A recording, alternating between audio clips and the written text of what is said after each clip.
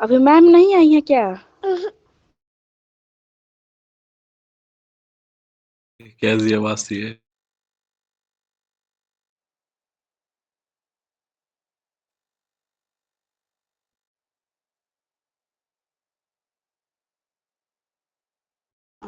आज कौन सा सब्जेक्ट होगा?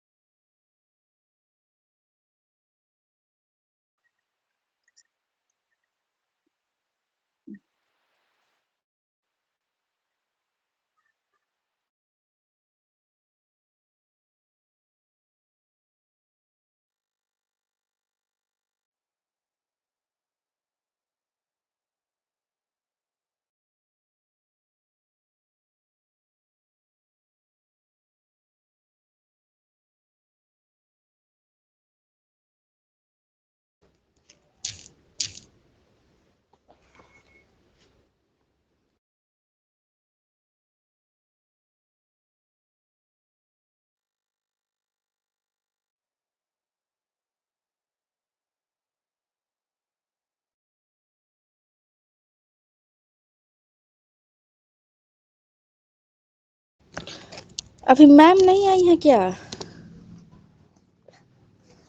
नहीं नहीं आई है अभी।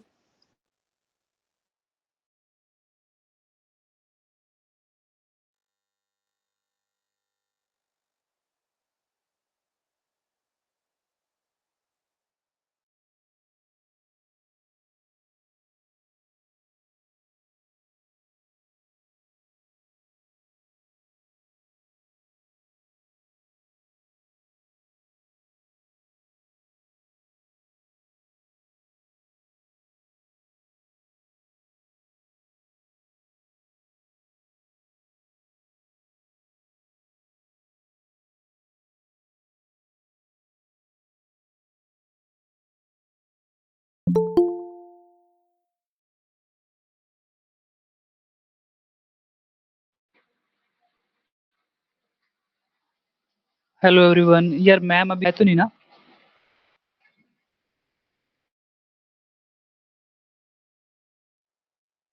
नहीं, मैम नहीं आई हैं अभी। ओके भाई। Okay.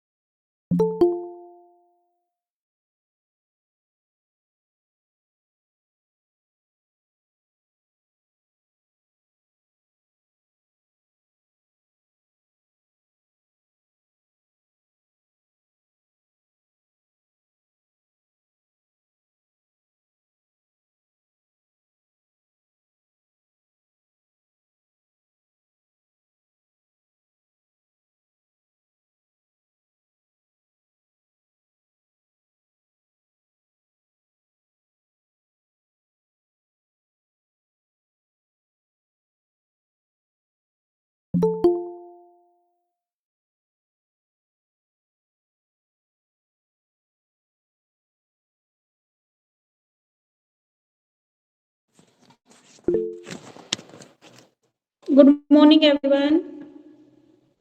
Good morning ma'am. Good morning ma'am. Ma'am. Good morning ma'am. Good morning ma'am. Good morning ma'am. Okay okay okay, चलो गुड बस आ मॉर्निंग जाओ मैम। क्लास में। मैम।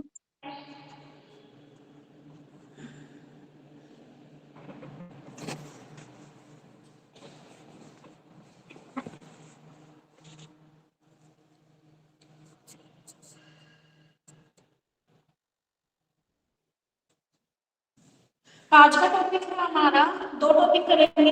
एक तो है कंस्ट्रक्टिविज्म, ठीक है, और दूसरा है हमारा ब्रूनर की थ्योरी। सबसे पहले आ जाते हैं कंस्ट्रक्टिविज्म में। हिंदी मीडियम में है, पेज नंबर 254।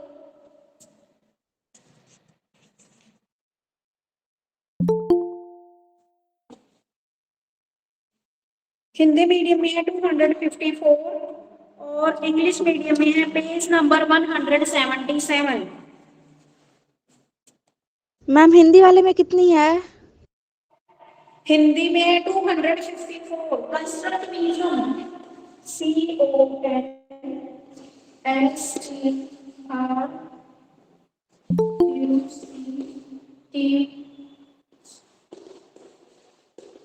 कंस्ट्रक्टिविज्म, जिसको हम संरचनात्मकता भी बोलते हैं।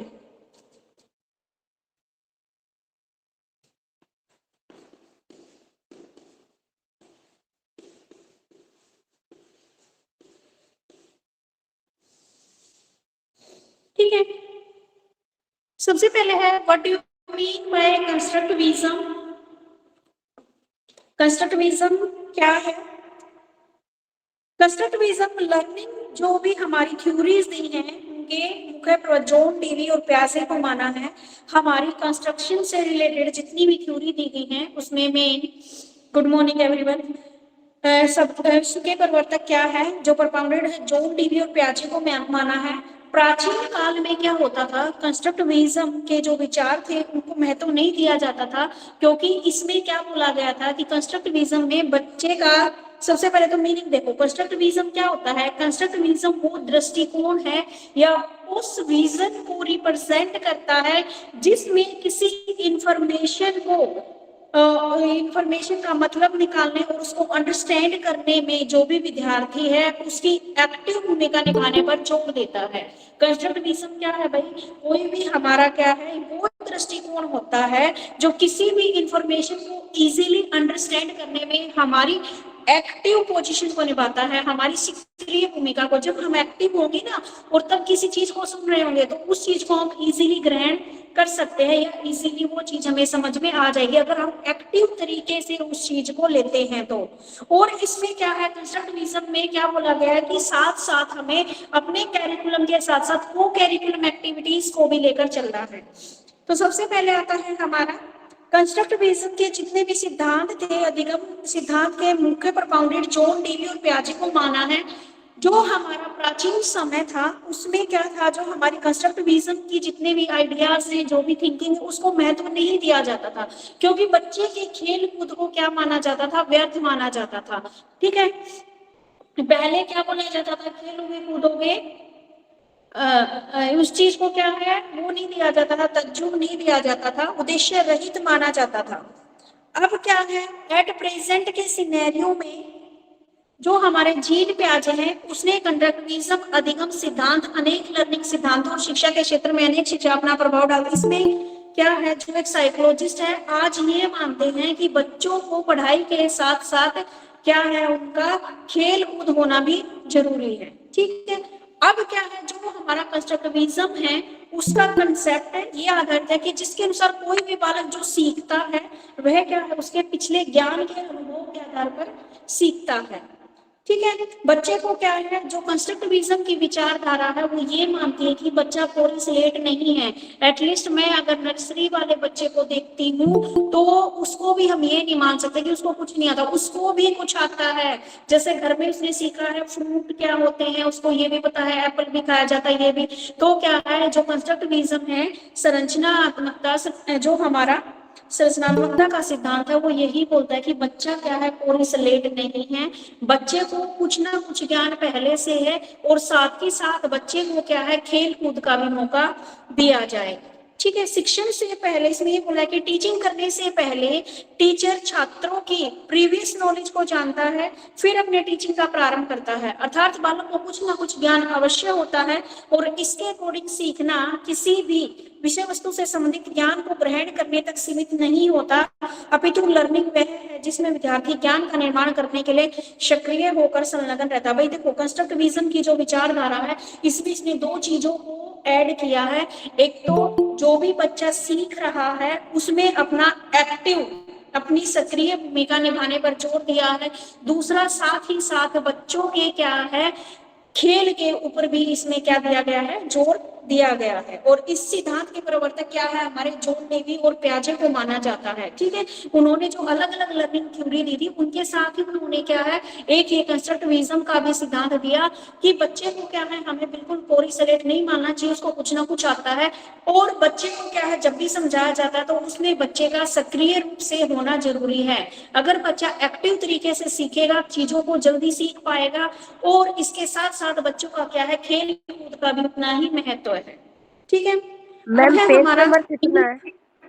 पेज नंबर मैम हिंदी में? पेज नंबर बेटा हिंदी में है 254 और इंग्लिश में है 177। Okay ma'am. ठीक है, अब चलते हैं इसकी nature and assumption underlying constructivism. जो आपकी क्या है, ये डेफिनेशन दे रखी है कंस्ट्रक्टिविज्म की, अलग अलग लोगों ने दे रखी है। जिसकी डेफिनेशन आपको इजी लगे उसकी डेफिनेशन आप याद कर लेना। ठीक है, आगे दी गई आपकी nature and assumption of underlying constructivism. अब इसके बताइए नेचर क्या क्या है कंस्ट्रक्टिविज्म की। अब इसमें ना बेटा ये जो क्वेश्चन है आपका दो जगह पे दे रखा है। एक तो 7th क्वेश्चन भी कंस्ट्रक्टिविज्म का बना रखा है और 8th क्वेश्चन भी कंस्ट्रक्टिविज्म का बना रखा है हिंदी मीडियम बुक के according. Nature of constructivism learning, इसमें है आपका क्या क्या होता है, अधिगम को 3 वर्गों में विभाजित किया है इसने। Nature of learner, nature of learning process,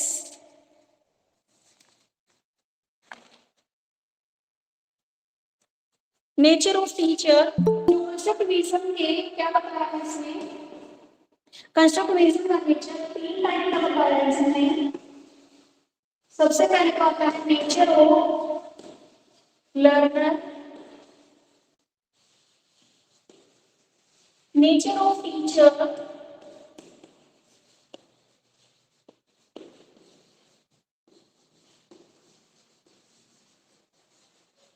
and third is nature of learning process.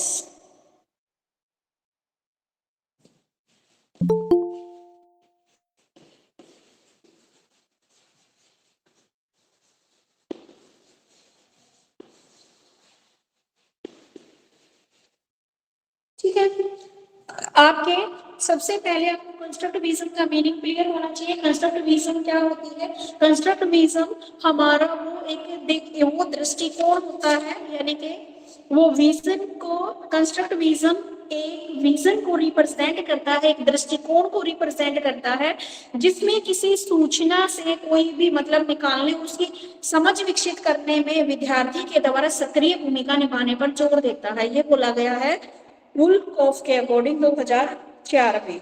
ठीक है, अब इसने बताई है नेचर की क्या है हमारी, जो हमारा कंस्ट्रक्टिविज्म है लर्निंग का, उसकी 3 नेचर बताई है। एक तो नेचर ऑफ लर्नर, सीखने वाले का, ठीक है, अधिगमकर्ता की प्रवृत्ति। दूसरा जो टीचर है, जो पढ़ा रहा है, उसकी प्रवृत्ति।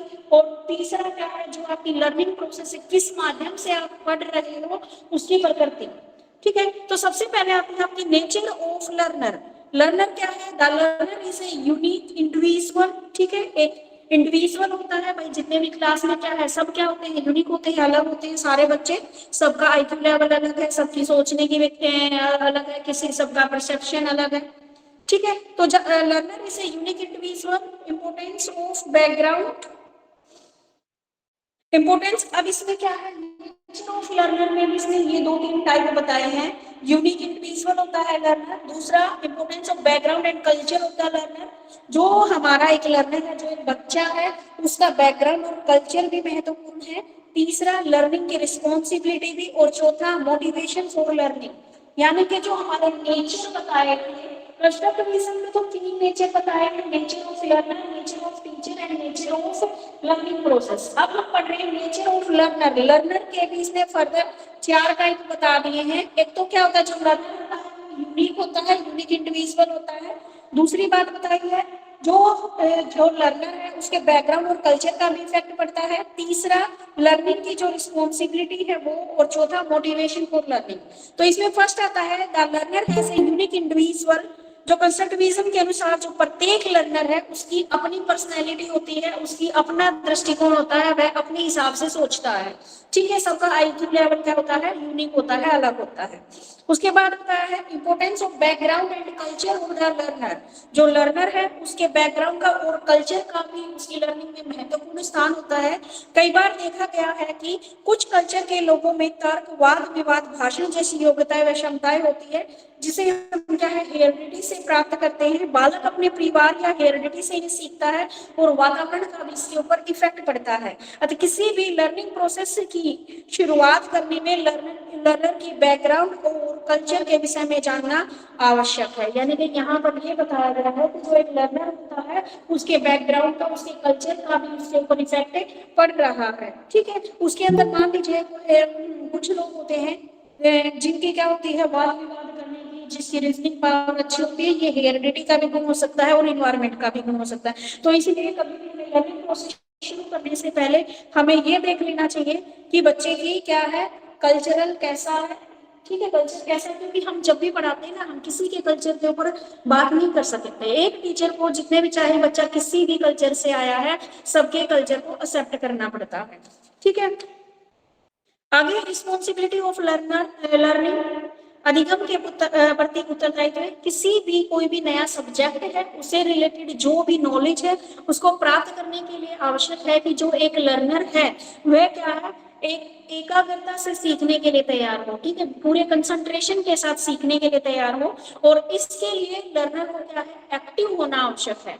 और लर्निंग के समय किसी भी टॉपिक से संबंधित जितनी भी प्रॉब्लम्स हैं उनके क्वेश्चन करने चाहिए और बालक को नई अंडरस्टैंडिंग का निर्माण करते ही रहना चाहिए। अब रिस्पॉन्सिबिलिटी ऑफ लर्नर, इसकी क्या रिस्पॉन्सिबिलिटी है भाई लर्नर की, कि जब भी कोई भी सब्जेक्ट पढ़ाया जाता है तो वह पूरी अटेंशन के साथ, पूरे ध्यान के अंदर, कंसंट्रेशन के साथ उसको पढ़े। कोई चीज समझ में नहीं आती है तो उसको शॉर्ट आउट करे।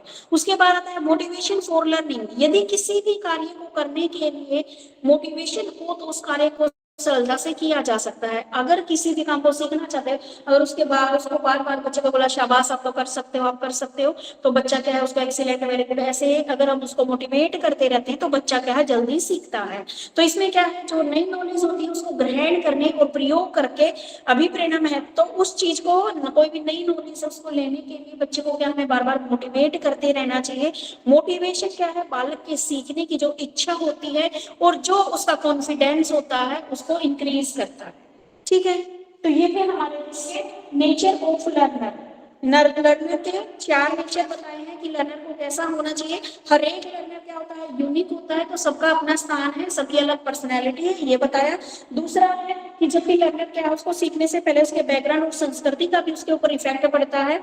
ठीक है, तीसरा बात की थी इन्होंने कि जो हमारा लर्नर है उसकी भी रिस्पॉन्सिबिलिटी होती है। अगर बच्चा अटेंटिव तरीके से सक्रिय होकर सीखेगा तो वह जल्दी सीख पाएगा। ठीक है, चौथी बताइए मोटिवेशन ऑफ लर्निंग। मोटिवेशन आ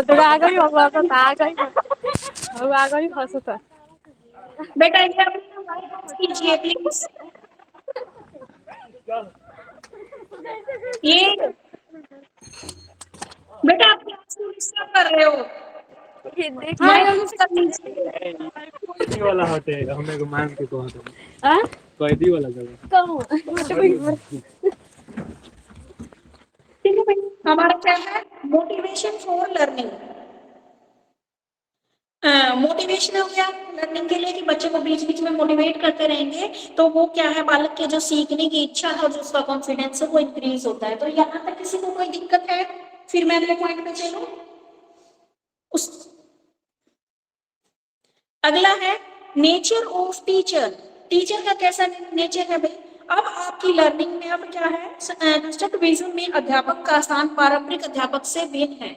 ठीक है, जो हमारे प्राचीन समय के अध्यापक थे वो टीचिंग क्रिया में शिक्षण प्रक्रिया के केंद्र बिंदु माना जाता था, लेकिन आज के टाइम पर अध्यापक क्या है, एक फैसिलिटेटर का काम करते हैं। ठीक है, ये क्वेश्चन आया हुआ था आपके सीटेट में कि अध्यापक का एक टीचिंग में क्या रोल होता है। तो अध्यापक का क्या होता है, एक मार्गदर्शक का रोल होता है, एक फैसिलिटेटर का रोल होता है। प्राचीन समय में क्या होता था, टीचर ही क्या होता था, मेन सेंटर पॉइंट टीचर होता था। ठीक है, ये क्या होता था, टीचर और स्टूडेंट। अब मेरे माइंड क्या हो गया है, स्टूडेंट हो गया है। ठीक है, सारी चीजें क्या है, स्टूडेंट के लिए ही सिखाई जानी है, तो टीचर के अकॉर्डिंग नहीं चलना है। टीचर को क्या देखना पड़ेगा, अपने क्लास के बच्चों को देखना पड़ेगा, उनका लेवल देखना पड़ेगा और उसके अकॉर्डिंग अपना जो भी उसका सिलेबस है उसको कवर अप करना पड़ेगा। ठीक है, तो यहाँ पर क्या है, टीचर का जो एक रोल होता है वो फैसिलिटेटर का होता है। ये क्वेश्चन साइड में लिख लेना, ये हर बार पूछा जा रहा है, काफी 3-4 साल से कंटिन्यू पूछा गया है कि आपका टीचर का क्या रोल होता है। टीचर का एक फैसिलिटेटर का रोल होता है। वह छात्रों का केवल क्या है, व्याख्यान ही नहीं देता, बल्कि जितने भी विद्यार्थी हैं उनके साथ क्या करता है, विचार विमर्श करता है, वाद विवाद करता है। विद्यार्थी आवश्यकता पड़ने पर अपने टीचर से क्वेश्चन पूछ सकता है। कंस्ट्रक्टिविज्म लर्निंग में विद्यार्थी सक्रिय भूमिका निभाते हैं तथा अध्यापक विद्यार्थियों के सहयोगी की भूमिका निभाते हैं। तो यहाँ पर हमारी जो विद्यार्थी होता है उसकी भूमिका सक्रिय होती है, वह मेन सेंटर पॉइंट होता है और टीचर उसके सहयोगी की भूमिका निभाता है। उसके बाद आता है nature of learning process. Learning process की क्या क्या नेचर है। अब जो कंस्ट्रक्टिविज्म जितने भी हमारे साइकोलॉजिस्ट हैं उनके अनुसार लर्निंग एक सक्रिय भूमिका है कि जब भी हमारी लर्निंग तभी हो सकती है जब हम उसको अटेंटिव तरीके से करेंगे। ठीक है, जब हम सक्रिय रहेंगे। तो इसमें बालक सिद्धांत, तथ्य आदि के बारे में जानकर पढ़कर सीखता है। वह जितनी भी बुक्स हैं, दूसरों के द्वारा कहे गए कथन, अपने आसपास के वातावरण, जितनी भी सिचुएशन है और दूसरों से बातचीत करके सीखता है। सक्रिय मीन्स बेटा एक्टिव रहना। अब आप एक्टिव हो, जैसे आप एक्टिव हो तभी आपने मेरे से पूछा कि सक्रिय का क्या मीनिंग है। आप मेरे को ध्यान से सुन रहे हो। एक्टिव रहना अपनी क्लास में, उसका मीनिंग होता है सक्रिय रहना। ठीक है, पुस्तकों और आदि अपने आसपास के वातावरण, दूसरों से बातचीत करके सीखता है। यहाँ पर मैं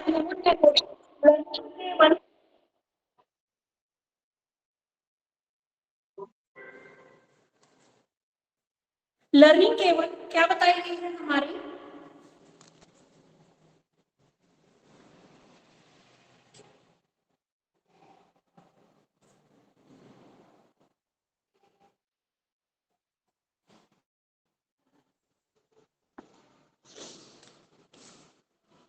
लर्निंग केवल हमारे ब्रेन में किसी बात का प्रवेश कराना ही नहीं बल्कि हमारे बिहेवियर को कोई निष्क्रिय विकास है जो कि बाह्य साधन द्वारा विकसित किया जाता है। भी सीखना केवल हमारे माइंड में किसी बात का प्रवेश कराना ही नहीं है, बल्कि हमें एक्टिव होकर किसी चीज को सीखना है और क्या है, अपने आप के अंदर डेवलपमेंट लानी है और विकास करना है। ठीक है, तो ये थी हमारी नेचर ऑफ लर्निंग प्रोसेस, जिसमें आपने पढ़ा नेचर ऑफ लर्नर की क्या क्या है, टीचर की क्या है, टीचर की यहाँ पर कैसे प्रकृति है, एज ए फैसिलिटेटर की, एक सहयोगी की। यहाँ पर मेन सेंटर पॉइंट कौन है आपका, एक स्टूडेंट। आगे क्या आपका nature of learning process. Learning process में क्या है, जो भी हमारी लर्निंग प्रोसेस हो रही है, जैसे मैं पढ़ा रही हूँ, आप लोग पढ़ रहे हो, तो ये हमारी क्या है, लर्निंग प्रोसेस है। तो इसमें भी क्या है, मेरे को भी सक्रिय रहना पड़ेगा और आपको भी एक्टिव रहना पड़ेगा और मुझे भी एक्टिव रहना पड़ेगा, तभी आपकी लर्निंग प्रोसेस क्या है, सक्सेस हो पाएगी। तभी जो चीज मैं पढ़ाना चाहती हूँ वही आप चीज अगर एक्टिव तरीके से अटेंटिव होकर सुन रहे हो तो आप उसको अच्छे से समझ पाओगे। ठीक है, तो ये चीज इसके जितने भी नेचर है। अब आती है आपकी कैरेक्टरिस्टिक्स ऑफ कंस्ट्रक्टिविज्म लर्निंग। इसकी क्या क्या विशेषताएं हैं। अब है हमारी कंस्ट्रक्टिविज्म लर्निंग की क्लास की कुछ कैरेक्टरिस्टिक्स है।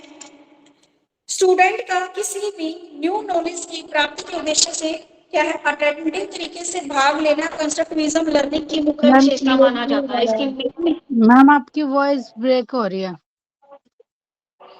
वॉइस ब्रेक हो रही है, हो सकता है बेटा उसके कारण, नेट के कारण हो रखी हो। देखो फिर से बोल रही हूँ मैं, कंस्ट्रक्टिविज्म की सबसे पहली विशेषता क्या बताई है कि एक स्टूडेंट को क्या होना है। बेटा मैं पढ़ा रही हूँ कंस्ट्रक्टिविज्म का टॉपिक, और आपका इंग्लिश मीडियम में है कंस्ट्रक्टिविज्म का टॉपिक 177, और हिंदी मीडियम में जो फिलहाल मैं पढ़ा रही हूँ 252 पेज पे। ठीक है, तो करेक्टरिस्टिक्स में ये बताया गया है अगर हमें कोई भी नई नॉलेज हासिल करनी है तो हमें क्या करना पड़ेगा, अटेंटिव होकर यानी कि एक्टिव होकर ही भाग लेना होगा, तभी हम क्या कर सकते हैं, किसी नए सिद्धांत को या नई चीज को सीख सकते हैं, अगर हम उसको ध्यान से सुनेंगे या ध्यान से देखेंगे तो पहली विशेषता क्या बताई गई है, नए ज्ञान की प्राप्ति के उद्देश्य से सक्रियता से भाग लेना कंस्ट्रक्टिविज्म लर्निंग की मुख्य विशेषता है। इसमें बालक क्या है, अपनी प्रीवियस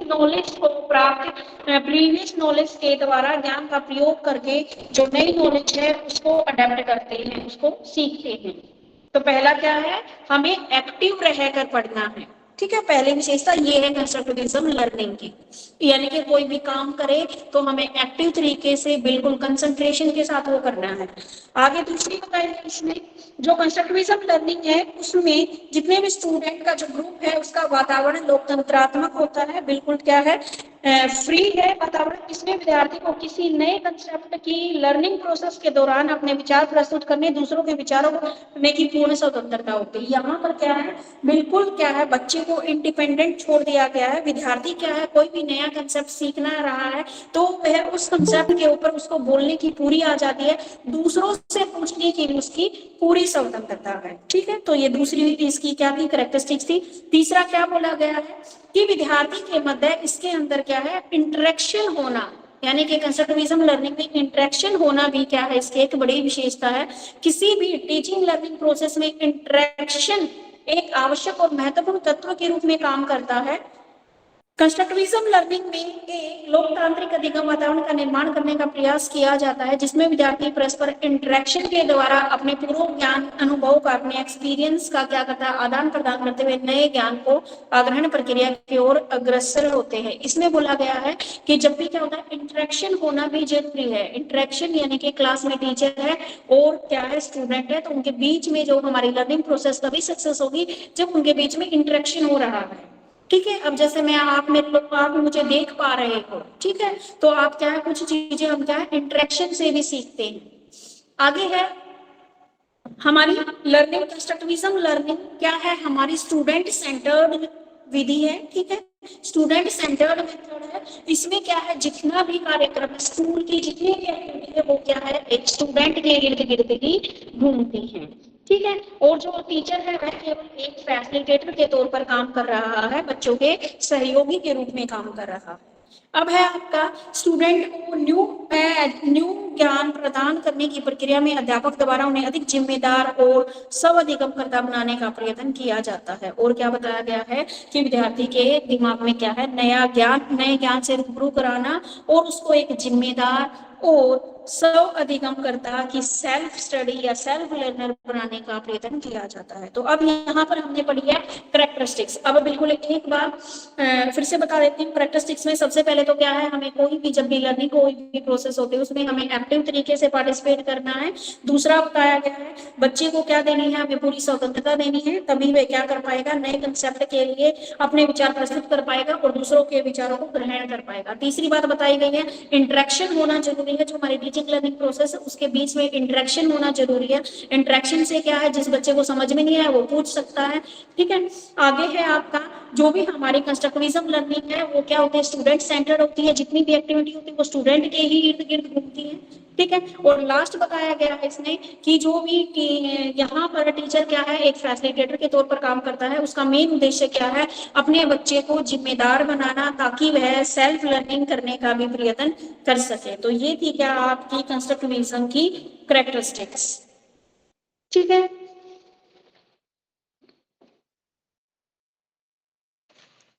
उसके बाद इसने क्या क्या दिया गया है भाई आपका,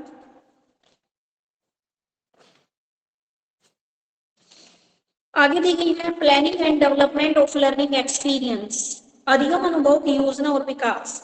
जो कंस्ट्रक्टिविज्म है उसमें लर्नर को लर्निंग का केंद्र भी माना जाता है, यानी कि जो हमारा स्टूडेंट है उसी को क्या है, सेंटर पॉइंट माना जाता है।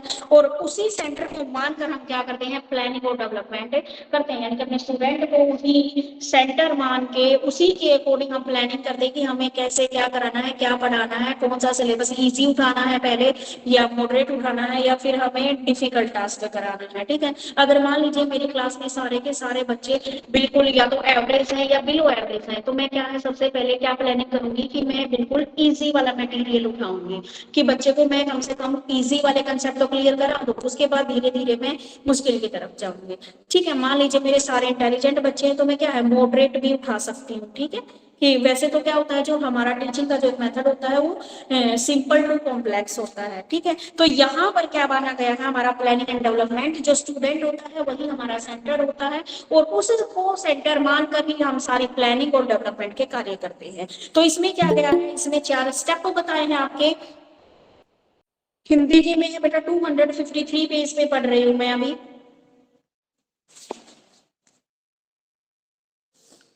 ठीक है, प्लानिंग सबसे पहले सिलेक्शन ऑफ द सब्जेक्ट में हमें सबसे पहले क्या करना है, सिलेक्शन करना है अपने सब्जेक्ट मैटर का। उसके बाद है second step engaging and motivating the learning, third है असेसमेंट एंड फोर्थ है use of constructivism theory in education.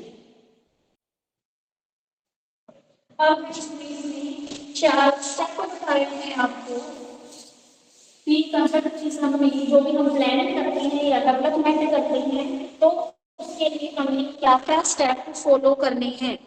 तो सबसे पहले क्या करना होता है, हमें सबसे पहले करना होता है हमें अपना selection of the subject matter.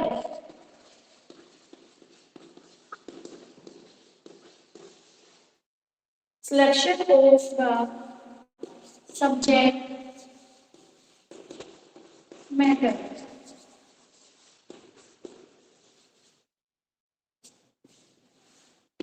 दूसरा है आपका engaging and motivating the learner.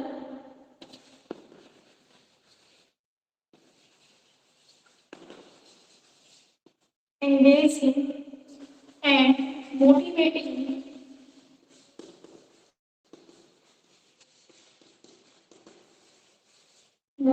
The learner.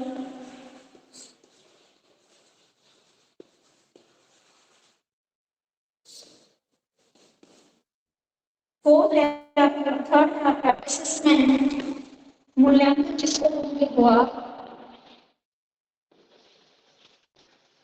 Assessment जिसको आप मूल्यांकन करोगे। आगे आपका कंस्ट्रक्टिविज्म थ्योरी इन एजुकेशन, संरचनावाद सिद्धांत का शिक्षा में क्या उपयोग है, use of constructivism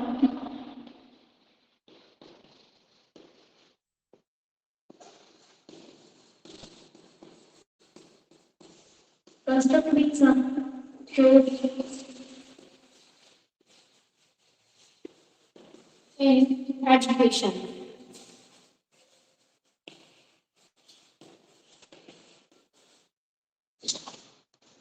ma'am second point repeat कर दो। सेकंड पॉइंट बेटा engaging and motivating the learner. सबसे पहले आता है हमारा Ma'am, what is the third point? Engaging and No, ma'am, third point. Third point है असेसमेंट, जिसको Okay, आप ma'am. इवैल्यूएशन भी बोल सकते हो। ठीक है, मूल्यांकन करना, असेसमेंट करना। फोर्थ है आपका use of constructivism theory in education, संरचनावाद सिद्धांत का शिक्षा में प्रयोग। अब देखो बेटा, सबसे पहले आता है आपका selection of the subject matter. जितने भी हमारे कंस्ट्रक्टिविज्म है उनके अकॉर्डिंग जितने भी हमारे स्टूडेंट है उसमें आत्मविश्वास में वृद्धि करके, यानी कि बच्चे की जो बच्चे का जो कॉन्फिडेंस है, जितने भी कंस्ट्रक्टिविज्म है वो चाहते हैं कि हम अपने बच्चे के अंदर कॉन्फिडेंस पैदा करें और उसके बाद क्या है, उनको कुछ नया काम, नया ज्ञान सीख सीखने के लिए अभिप्रेरित करना। उनका मानना है कि किसी भी विषय को छोटी छोटी इकाइयों खंडों में विभाजित करना चाहिए तो पूर्व ज्ञान होना चाहिए। मानते कि वास्तविक जीवन में कार्य करने के लिए अलग अलग विषयों के ज्ञान की आवश्यकता नहीं और सभी विषयों का सामूहिक ज्ञान की आवश्यकता। अब यहाँ पर देखो बेटा, selection of the subject matter. मान लीजिए मैं क्लास में आई हूँ तो मैं क्या करती हूँ, सबसे पहले जिस दिन डे फर्स्ट में आपके क्लास में आई मैंने क्या कराया था, अगर किसी को याद हो तो मैंने सबसे पहले आपको सिलेबस के बारे में बताया था कि भाई आपका जो सिलेबस है वो 4 यूनिट में बांटा गया है और ऐसे ऐसे करके हम यूनिट वाइज करेंगे। तो सबसे पहले क्या करना है, हमें selection of the subject matter करना है कि आज मैं क्या पढ़ा रही हूँ। तो इसमें हमें ये करना पड़ेगा कि विद्यार्थियों में क्या है, कॉन्फिडेंस पैदा करना है ताकि वह नए ज्ञान को आसानी से स्वीकार कर सके। अब इसमें ये माना गया है कि विषय को हम छोटे छोटे खंडों में विभाजित नहीं अपितु पूर्व ज्ञान होना चाहिए, ये मानते। इसने ये बोला है कि किसी विषय को बिल्कुल छोटे छोटे पार्ट में डिवाइड करना यानी करना, ये बच्चे को क्या है पहले से ही नॉलेज होनी चाहिए। और ये मानते हैं कि अगर हमें अपनी रियल लाइफ में कार्य करने के लिए हमें क्या है अलग अलग विषयों के ज्ञान की आवश्यकता नहीं है, सभी विषयों के सामूहिक ज्ञान की आवश्यकता। अगर मान लीजिए क्लास में तो हम क्या कर रहे हैं, छोटे छोटे यूनिट के अकॉर्डिंग काम कर रहे हैं, लेकिन अगर हमें अपनी रियल लाइफ में कोई काम करना है तो हमें क्या है एक सब्जेक्ट की नॉलेज के साथ हम काम नहीं कर सकते, हमें सारे सब्जेक्ट की नॉलेज को साथ में लेकर हम कोई काम करते हैं। ठीक है, अब आप कोई भी इसमें एग्जाम्पल डाल सकते हो, जैसे आपका आ गया, इसने रियल लाइफ में बोला है कोई बच्चा किसी को दुकान से या बाजार से कोई भी सामान लेके आना है। ठीक है, बाजार से आप सामान लेके आ रहे हो तो सबसे पहले आपको क्या है वर्बल, इसमें आपकी लैंग्वेज स्किल भी डेवलप हो रही है, आपकी मैथमेटिकल स्किल भी डेवलप हो रही है, आपको जो भी पैसे का लेन देन है वो भी समझ में आ रहा है, आप कैसे जा रहे हो ये सारी चीजें भी समझ में आ रही है। तो यहाँ पर ये बोला गया कि सबसे पहले मान लीजिए आप मार्केट जा रहे हो तो उससे पहले आप एक लिस्ट बनाते हो कि मुझे ये सामान लेके आना है। तो ऐसे ही क्या है, सबसे पहले हमें selection of the subject matter करना है। ठीक है, कि सबसे पहले हमें सिलेक्शन करना है कि हमें क्या पढ़ाना है।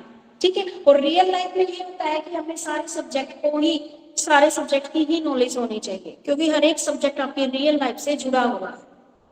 ठीक है, दूसरा तो फर्स्ट में क्या करना है, हमें selection of the subject matter. ठीक है, कि जो मेरे को पढ़ाना है उसका पहले सिलेक्शन करना है। जैसे मैं आपको बोल के चली जाती हूँ बेटा मेरे को कल ये टॉपिक पढ़ाना है या आज मैं ये टॉपिक, जैसे मैंने क्लास में आते ही आपको बता दिया भाई मैं आज कंस्ट्रक्टिविज्म और ब्रूनर वाला टॉपिक कंप्लीट कराना है मुझे।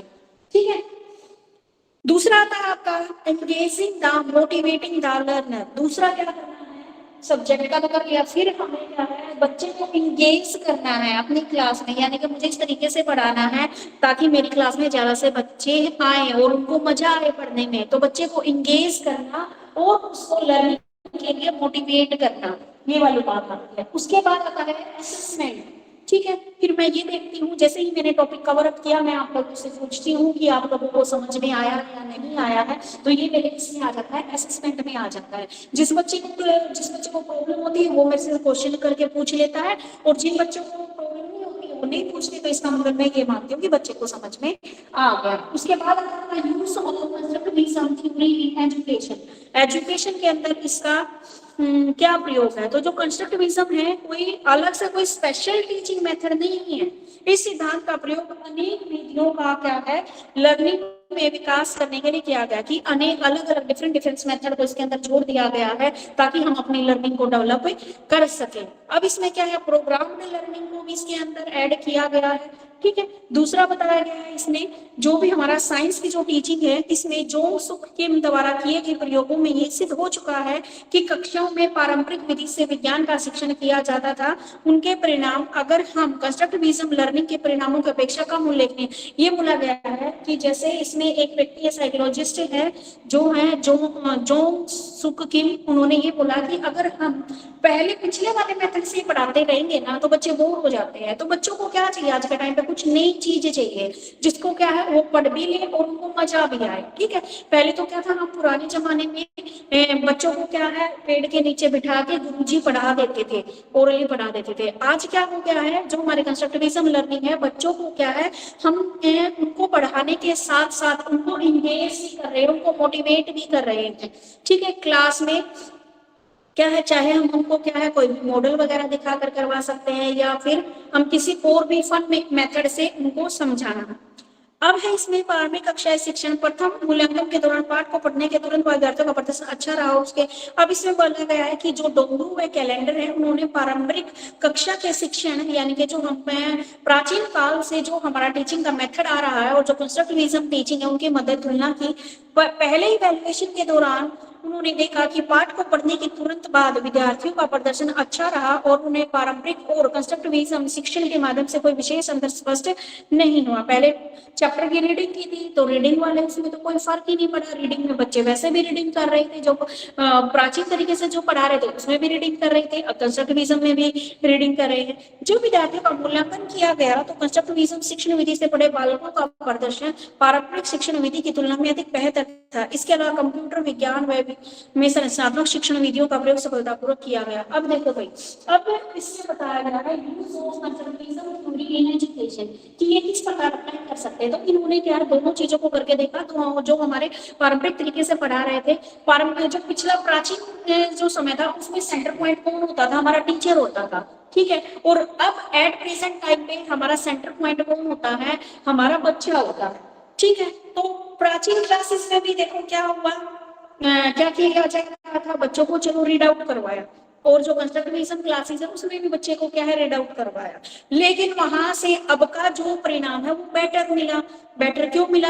क्योंकि अब कंस्ट्रक्टिविज्म क्लासेस में बच्चों को क्या है फन वे में सिखाया जा रहा है। उसमें क्या था, बस जस्ट रीडिंग की, गुरुजी बैठे उन्होंने प्रवचन दिए और बच्चों को सिखाया। जिन बच्चों को समझ में आ गया तो आ गया, बाकी जो कुछ बच्चे ऐसे होते जिनको नहीं भी समझ में आ रहा था। आज का जो क्लासरूम होता है हमारा, उसमें क्या दिया गया, आप किसी मॉडल के जरिए पढ़ा रहे हो या बच्चे को पोएम के जरिए या प्रोजेक्टर पे दिखा के उसको सिखा रहे हो, ठीक है। तो आज की जो लर्निंग थी उसमें पिछले वाली लर्निंग से आज की लर्निंग में क्या होगा, बेटर परिणाम मिले।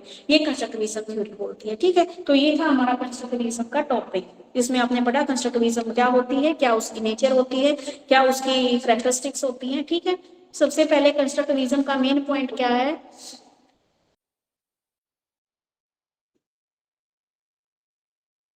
पेज नंबर 180 में,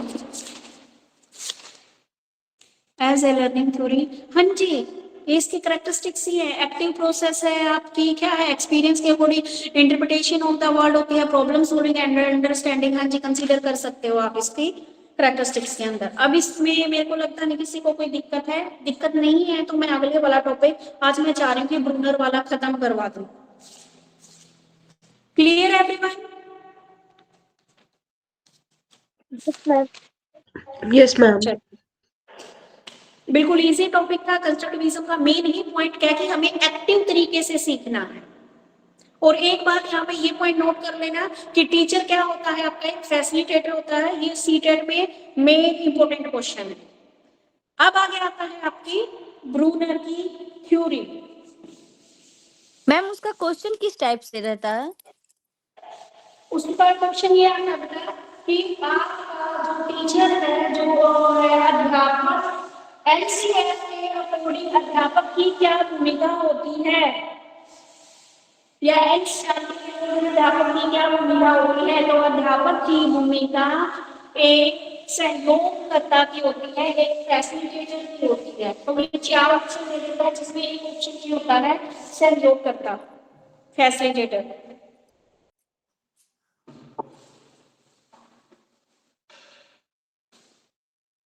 आगे आती है आपकी ब्रूनर डिस्कवरी लर्निंग भी बोल सकते हैं।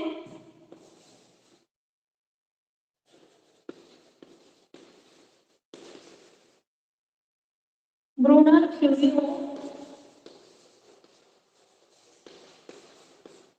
कॉग्निटिव डेवलपमेंट,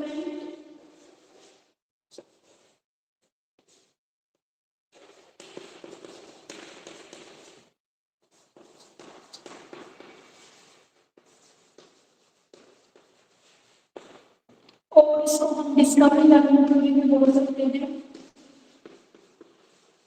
डिस्कवरी लर्निंग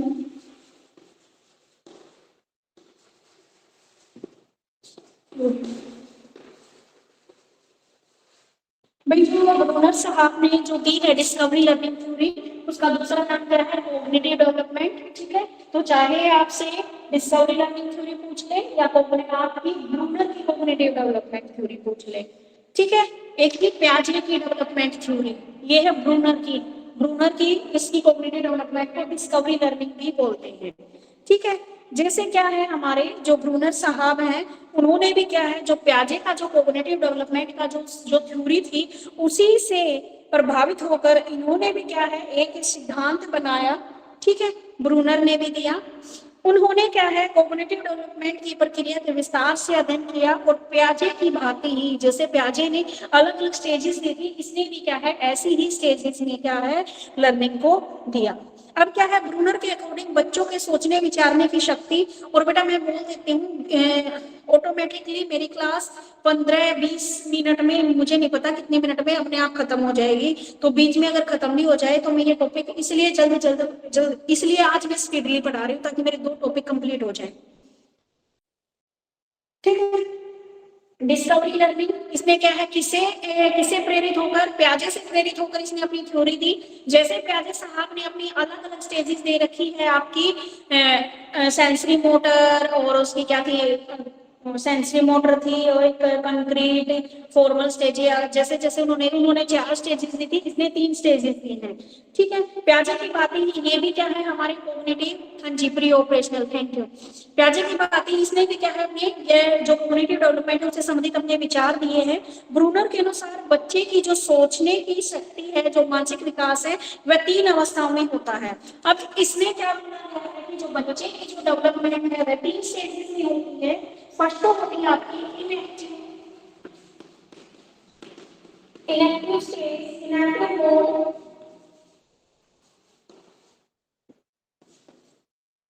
दूसरा आइकोनिक मोड,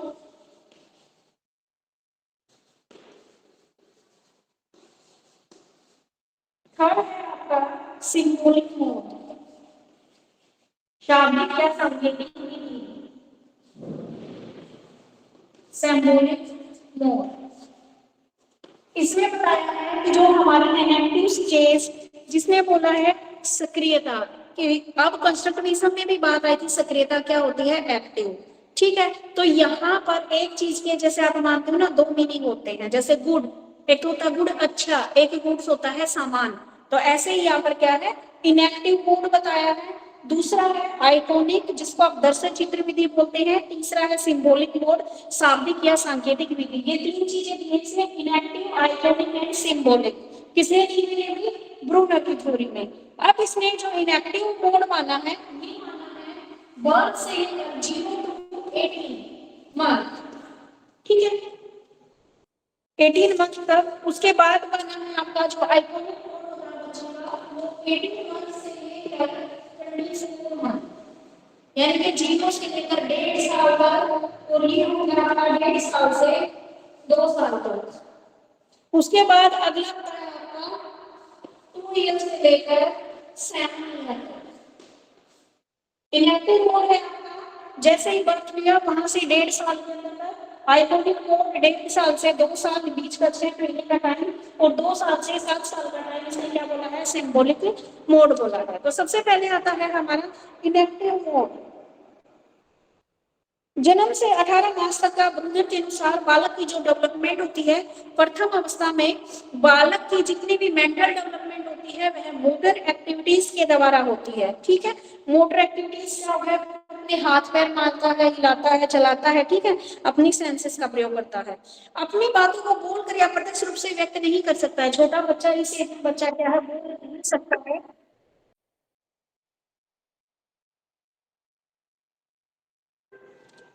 इसमें क्या है बच्चा बोल नहीं सकता है।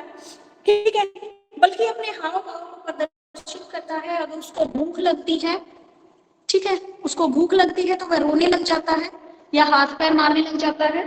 ठीक है, रोकर या चिल्लाकर बताता है, लगातार रोता रहता है, जिससे उसके क्या है उसके जितने भी सिग्नल्स को समझकर मां उसे दूध पिला देती है और उसकी भूख को संतुष्ट कर देती है। तो बच्चा अपने विचारों तथा भावों को यहाँ पर क्या है एक्सप्रेस करने के लिए मोटर एक्टिविटीज करता है। ठीक है, मोटर एक्टिविटीज का सहारा लेना पड़ता है और धीरे धीरे जैसे वह बड़ा होता है उसकी बुद्धि का विकास होता है और वह क्या है और सारी चीजें और अदर चीजें वह बोलना सीख जाता है या और कुछ। तो इसमें क्या पता है मोड में यानी कि 0 से लेकर 1.5 वर्ष तक का जो बच्चा होता है 2 मंथ होगा या 2 ईयर 2 ईयर इसमें बेटा 2 मंथ नहीं है।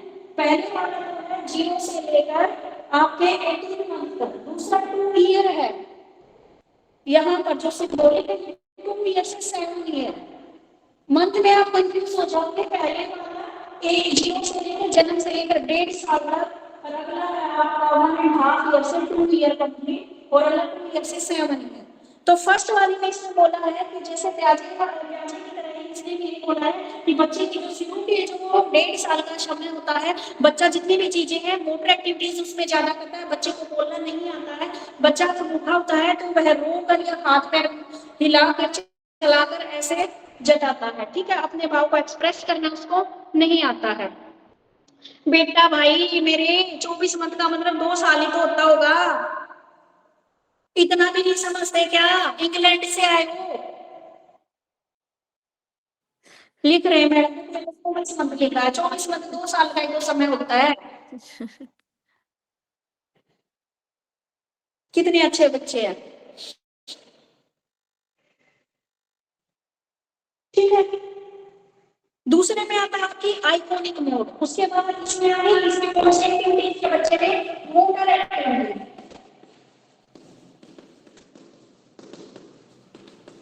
दूसरा है आइकॉनिक मोड, ये आपका 18 महीने से 24 महीने यानी कि 1.5 साल से 2 साल तक के बीच का वो 6 महीने का समय। ये बच्चे की उसने कौन सी स्टेज मानी है? बच्चे की सीखने की सेकंड स्टेज मानी है ये, ठीक है। इसमें क्या है, बच्चा अपने अनुसार अपने मन से किसी वस्तु का ये जो अवस्था होती है इसमें बच्चा अपने मन के जितने भी भाव होते हैं, अनुभूति होती है, उनको अपने मन से किसी भी व्यक्ति का एक चित्र बना लेता है। अब यहाँ पर बच्चे को इतनी समझ नहीं होती है, यहाँ पर बच्चे के लिए सारे उसके पापा है। 2 साल तक का बच्चा क्या है ऑलमोस्ट 1.5 साल तक सबको पापा बोल रहा है, सबको मम्मी बोल रहा है, अभी उसको फेसेस की पहचान नहीं हुई है, ठीक है। एक चित्र बना लेता है, उदाहरण के लिए सभी 4 पैर वाले पशु उसको एक जैसे ही लगते हैं, ठीक है। अभी उसको चीजों में क्या है डिफरेंस करना नहीं आया है, ठीक है। उसको अपनी दादी जैसी सारी औरतों को क्या है वह दादी बोलता है, अपने पापा जैसे सारे आदमी को क्या है पापा बोल रहा है, ठीक है। तो वह अभी तक क्या है अंतर करना नहीं सीख पाया है और धीरे धीरे क्या है इस अवस्था के अंत तक, शुरुआत में तो क्या अंतर करना नहीं पाया है वह, और अंत तक क्या है बच्चा डिफरेंस करना सीख जाता है कि ये मेरा पापा है और ये मेरा चाचा है, ठीक है, ये कोई बाहर का है, ठीक है। तो ये क्या है हमारी दूसरी स्टेज बताई गई है। इसमें बच्चा क्या है एक्सप्रेस तो कर लेता है, लेकिन उसको क्या है अपनी फीलिंग को तो एक्सप्रेस कर रहा है, क्योंकि बच्चा बोल भी रहा है कि भूख लगी है, भूख लगी है। दूसरा क्या है उसको जो भी चीजें हैं उनकी एक पिक्चर सेट कर लेता है, ठीक है। अब उसे ये पता लग गया कि 4 टांगों वाले पशु होते हैं, अब उसे ये डिफरेंस करना नहीं आया कि ये कौन सा पशु है, ये घोड़ा है, ये गधा है, ये ऊंट है, ये क्या है, ये चीजें उसको अभी समझ में नहीं आई है। और इस स्टेज के लास्ट तक वह क्या है इन चीजों में अंतर करना सीख जाता है। उसके बाद बताई गई आपकी सिंबॉलिक मोड। सिंबॉलिक मोड में क्या बताया है इसलिए 2 ईयर से 7 ईयर तक ये माना है।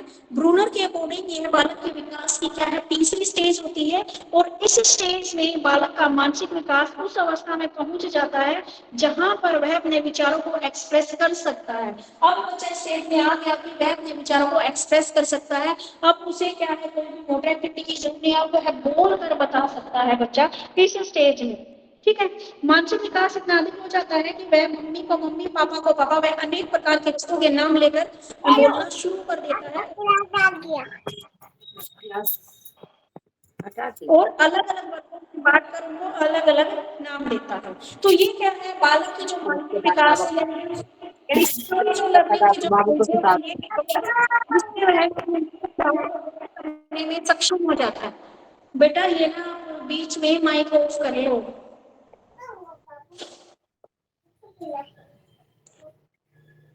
ब्रूनर ने क्लास में विद्यार्थियों का लगातार निरीक्षण किया और उन्हें छात्रों से संबंधित जो अध्ययन किया वह इस प्रकार है। ठीक है, अब इसने बताया था बस ये 3 ही स्टेज बताया उसने, सिंबॉलिक स्टेज, शब्दों व संकेतों का प्रयोग 7 साल में बच्चा सीख जाता है और ये उसकी 3rd स्टेज है।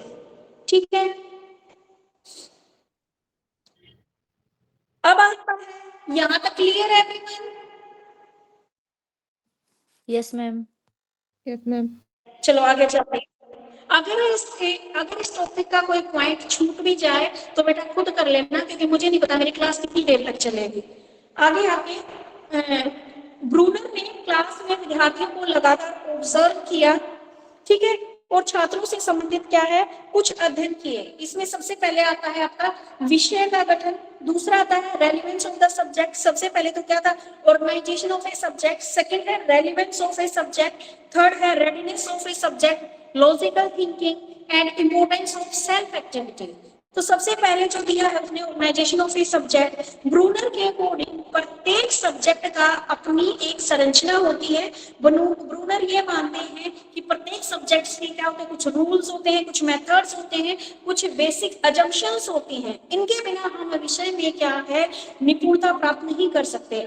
तो यही नियम बालक पर भी लागू होता है कि किसी भी सब्जेक्ट का ज्ञान कराने से पहले बच्चे को क्या है, कुछ नियम, धारणाएं और कुछ प्रविष्टियों को स्पष्ट रूप से बताना अनिवार्य है। यानी कि ऑर्गेनाइजेशन ऑफ ए सब्जेक्ट, यानी कि मैं जब भी आपको पढ़ाती हूँ तो उससे पहले मैं आपको टॉपिक बताती हूँ कि बेटा ये टॉपिक आपके सिलेबस में और ये हम पढ़ रहे हैं। तो क्या होता है, हर एक सब्जेक्ट का क्या होता है, कुछ रूल्स होते हैं जिसके अकॉर्डिंग बच्चा सीखता है। ठीक है, तो मैंने पहले क्या है, अगर मैं बिना ही सब्जेक्ट को, बिना ही आपके सिलेबस को पढ़ाए, मतलब बिना ही टॉपिक को क्लियर करे आपको पढ़ाना शुरू कर देती तो आप पजल हो जाते हो कि मैडम कभी कुछ पढ़ा देती है कभी कुछ। तो इसलिए हम क्या यूनिट वाइज चलते हैं।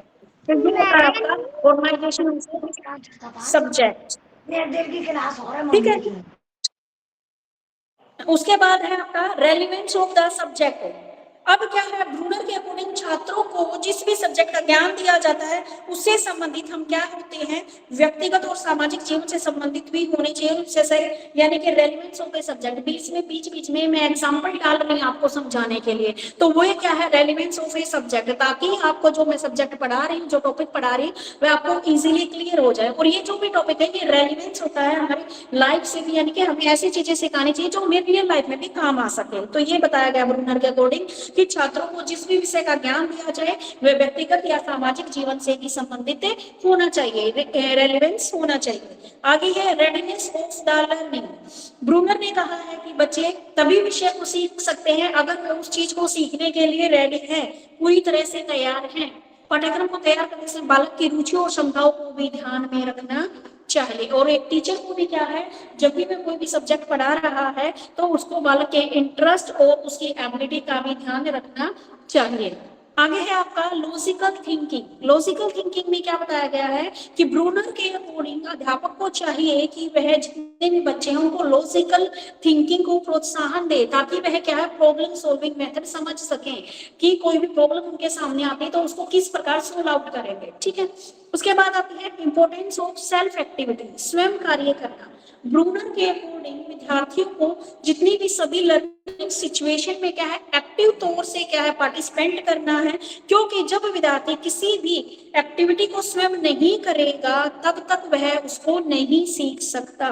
ठीक है, अतः स्वयं करके प्राप्त किया ज्ञान हमेशा सताई होता है। यानी कि जो चीज आप खुद करके देखते हो ना वो परमानेंट हो जाता है हमारे दिमाग में। फिर एक तो आप क्लास में सुन रहे हो, ठीक है, मान लीजिए आपकी मम्मी आपको चाय बनाना बता रही है, सिखा रही है, अगर आप उसको सिर्फ देख रहे हो, कभी भी उसको अप्लाई नहीं करते हो तो आप भूल जाते हो। लेकिन एक बार अगर आप खुद चाय बना के दे देते हो तो आप वो चीज क्या है, सीख जाते हो कि पहले स्टेप ऐसा था, पानी डाला था, ये डाला था। ठीक है, तो इसमें क्या है, सेल्फ एक्टिविटी, इसकी भी बहुत इंपॉर्टेंस है। बच्चे को सबसे पहले तो क्या है, कोई भी चीज सीख रहा है तो एक्टिव तरीके से सीखे, और जब खुद उस काम को करके देखता है तो वह क्या हो जाता है, उसके दिमाग में ऑटोमेटिकली परमानेंट हो जाता है वह चीज। ठीक है, तो ये थी ब्रूनर ने जो आपके छात्रों से संबंधित जो स्टडी की थी कि उसको क्या है, नाश्ते से 5 मिनट से 5 मिनट में आए। ठीक है, उसके बाद आते हैं आपकी characteristics of the Bruner theory of the organic development. ठीक है, ब्रूनर के सिद्धांत की विशेषताएं क्या क्या बताई गई, आपकी क्या क्या है उसकी डेवलपमेंट बताई गई है। दूसरा, जो हमारे व्यक्तिगत गुण है यानी कि जो हमारे इंडिविजुअल के जितने भी गुण हैं उनको भी इसमें जगह दी गई है। तीसरी बात बताई गई है कि जो हमारी लर्निंग सिचुएशन के अकॉर्डिंग हमें क्या है, एक्टिव रहना है। और पांचवी बात क्या बताई है कि जो भी काम करना है हमें स्वयं करके देखना है, छात्रों को स्वयं कार्य करने की आदत डालनी चाहिए। जो भी काम हम क्या है खुद करते हैं, सेल्फ एक्टिविटी करते हैं, तो वो चीज हम जल्दी सीखते हैं। अब क्या है हमारा drawback of Bruner theory. Bruner के विषय में जितने भी क्या हमारे सूक्ष्म चिंतन पर बल दिया है, जिसमें बच्चों के कंसेप्ट। अब ब्रूनर ने क्या ड्रॉबैक बताए हैं भाई, ब्रूनर ने क्या है विषय के बारे में बिल्कुल जो सूक्ष्म तरीके से बिल्कुल गहनता से अध्ययन किया गया है, जिसमें बच्चे के जो क्या है कंसेप्ट निर्माण में भिन्नता आ जाती है। यानी कि मैं कुछ पढ़ा रही थी, बच्चे ने समझा कुछ, तो जो क्या हो गया डिफरेंस आ गया यहाँ पर। तो बच्चे को क्या है विषय को लेकर भ्रम या दबंध उत्पन्न हो जाता है। ठीक है, भ्रम यानी कि ब्रूनर की जो थ्योरी है, इसका लाइव एग्जांपल आपकी क्लास में भी है। जो हमेशा क्या रहता है, बच्चा कंफ्यूज रहता है।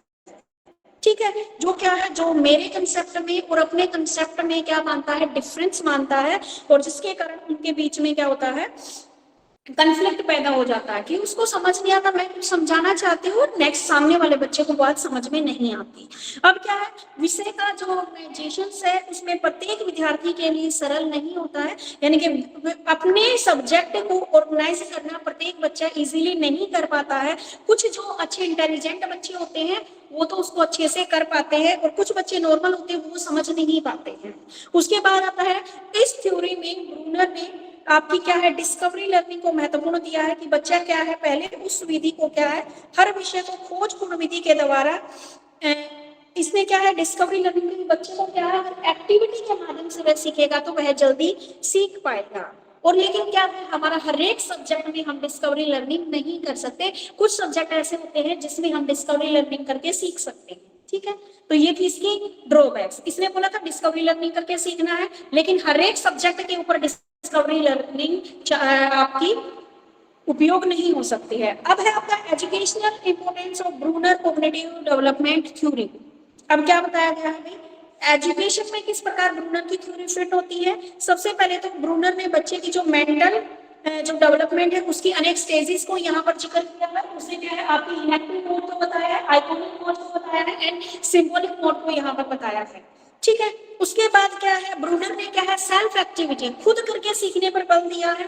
तीसरी बात बताई है कि जो भी क्या है बालक की मानसिक दशा के अनुसार शिक्षक अपनी अगर बच्चे की मेंटलिटी के अकॉर्डिंग यहाँ पर सेंटर पॉइंट किसको बताया गया, बच्चे को बताया गया। टीचर बच्चे के अकॉर्डिंग अपनी उसको करता है शिक्षण को बेहतर बच्चे के अकॉर्डिंग प्लान करता है तो वह अच्छे से क्लियर कर पाएगा बच्चों को। ठीक है, आगे बताया गया है ब्रूनर की थ्योरी के अकॉर्डिंग जो भी पाठ्यक्रम का निर्माण है वह बच्चों की क्या है जो भी इंटरेस्ट है बच्चे की एबिलिटी है उसके अकॉर्डिंग होना चाहिए। तो ये था पूरा हमारा ब्रूनर की theory of discovery learning. Clear है एवरीवन? भाई मेरा नेट चल रहा है या खत्म हो गया? चल रहा है, मतलब 5 मिनट में हो जाएगा, ये ऊपर हो जाएगा, 1 ही घंटे का था। आज का टॉपिक क्लियर है? Okay ma'am.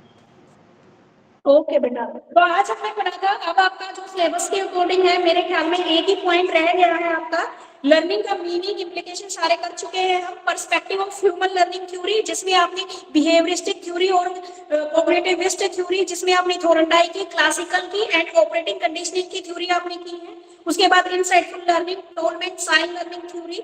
उसके बाद आपने कंस्ट्रक्टिविज्म का टॉपिक आज किया है, ब्रूनर की डिस्कवरी लर्निंग आज की है आपने।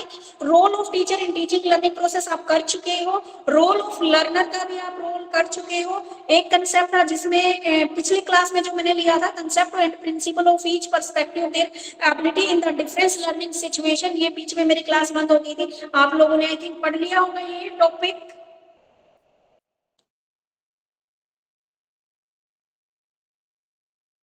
ठीक है, उसके बाद जो आपका एक टॉपिक रह गया है relevance and applicability of various theory of learning for different kind of learning situation. ये सेम ही था आपका, अलग अलग थ्योरीज का बताया गया है किस किस सिचुएशन में वे आपके फिट हो रही है या नहीं हो रही। ठीक है, तो ये था आज आपकी यूनिट 3 कंप्लीट हो गई है। कल से मैं आपकी यूनिट 4 स्टार्ट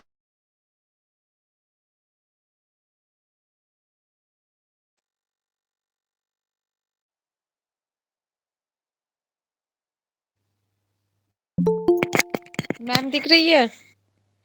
नहीं नहीं दिख रही है मैम। मैम चली गई अब।